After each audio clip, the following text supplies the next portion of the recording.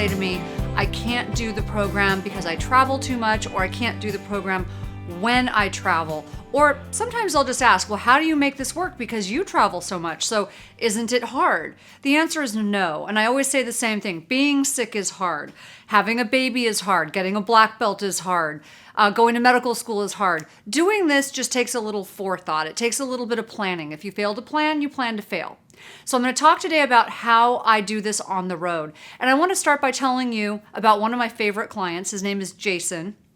Jason actually came to our clinics because he had brain fog and he was having trouble with his memory. He couldn't focus and he was having difficulty with some weight loss. And so he came to our clinics and it turned out he had had a brain injury. So he is an ex-Marine and through his practice in the Marines, he had an injury.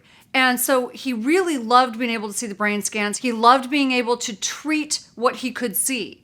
But the first thing he said to me when it came to the lifestyle aspect, which by the way happens to be one of the biggest parts of our treatment plan, was I can't do this because I travel more than 200 days a year. And I just laughed and I thought, don't Marines pride themselves on being able to do almost anything? This is not hard. It takes a little planning. So I showed him what I do. I actually literally walked him through my program, how I do this program on the road. The first thing you want to do is invest in a really nice ice chest. So I have a smaller version of this for like my day-to-day use. But if I'm going on a trip, if I'm getting on a plane, I'm going somewhere, I'm going to be gone for more than a day, I have a great ice chest that I can use that has many compartments, and I take 2 days worth of food with me so that I know that that gives me time to do an internet search or ask the concierge how to find the healthiest places in that area that I'm staying at. So this gives me 2 days. And what I love about this ice chest is it has multiple shelves that I can store different products in, and they stay cold because in the top you can put your ice packs. And then for me, I put dry stuff on the sides. Now you could actually put more cold products on the sides and use ice packs. But what I really like is how it's segmented and compartmentalized. So that's the first thing to do, is get a great ice chest. So now let's talk about my standard products that go in my ice chest. I'm going to start off with my dry products, and I'll tell you why. I don't unpack these products. Now, I do pay attention to expiration dates, and I have to rotate them. If they do go bad, I'll replace them. But I keep my dry products packed at all times. Whether it's in a suitcase or whether it's in my ice chest that I know I'm going to take with me, I always keep dry products packed so I don't have to think about it every time I'm going on a trip. That's what trips most people up, pardon the pun, but that is the part that catches most people, is they have to think about it and it takes too much time every time they're going somewhere. You don't have to do that. Cut that step out. I really like having nuts in my bags at all times. So there's two different ways you can do this. You can do a large pack where you just keep them in there, or in my case, I like to have these small 100-calorie packs. And that way I know how much I'm getting at all times and they stay fresh because you're not opening more than one pack. Coconut wraps.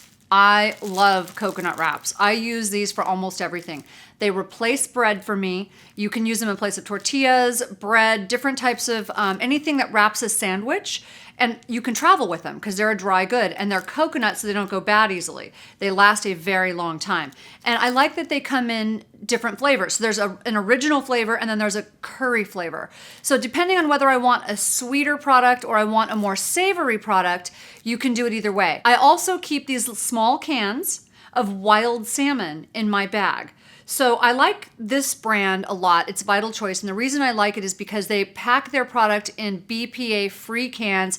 They also have a pop top. So for traveling, they're perfect. I don't have to carry a can opener. And then I can actually take this salmon and just dump it onto one of the curry wraps.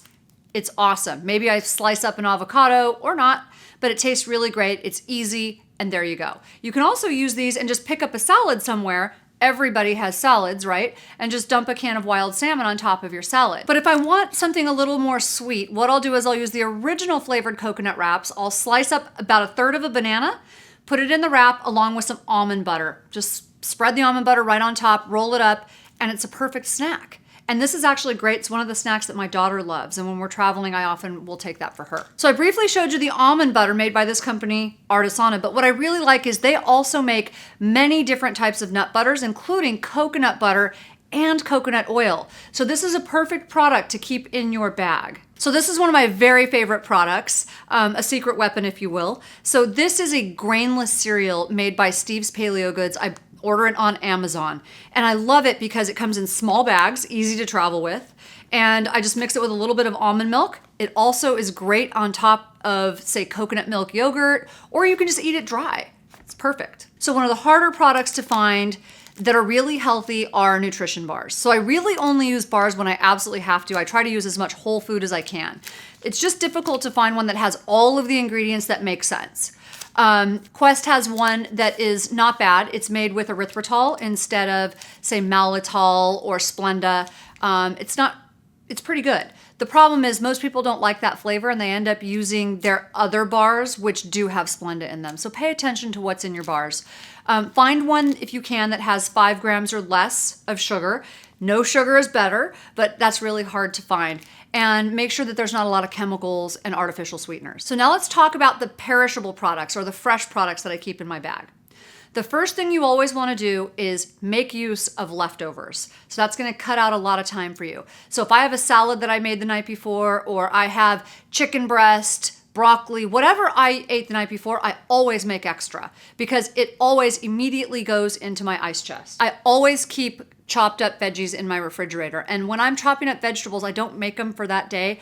I typically make enough that are going to last me several days. So chopped up veggies, one of my very favorite products are these small hummus packs. And sometimes I'll just take an avocado with me, mash it up, put a tiny bit of sea salt on it. That makes a perfect guacamole as well. Perfect for dipping. Hard-boiled eggs. These are one of my favorite travel foods. Again, I don't just make a few hard-boiled eggs. When I make hard-boiled eggs, I do a dozen. And if I know people are going to be eating it in the family, sometimes I'll even do more because it also makes great egg salad.